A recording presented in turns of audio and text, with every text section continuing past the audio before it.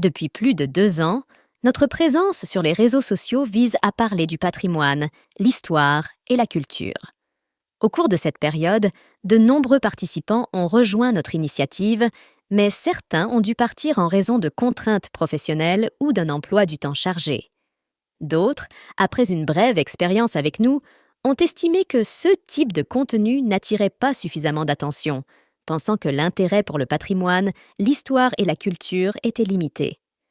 Avec le recul, je comprends maintenant qu'ils avaient raison.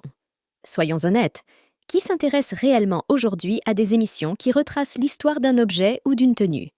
Il semble que les gens ne soient pas encore conscients de l'importance du patrimoine qui façonne l'identité des peuples. Le principal défi auquel font face les créateurs de contenu comme nous aujourd'hui est le manque d'interaction.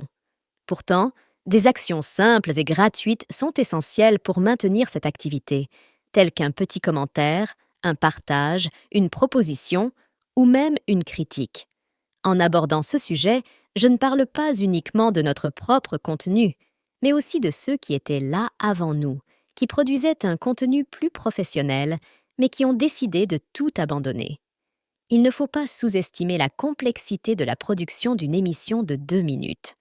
En réalité, cela nécessite un travail considérable en amont de la recherche à la production vidéo.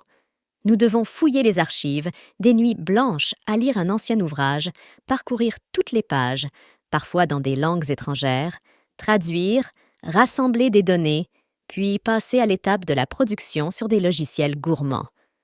J'aborde aussi un autre sujet.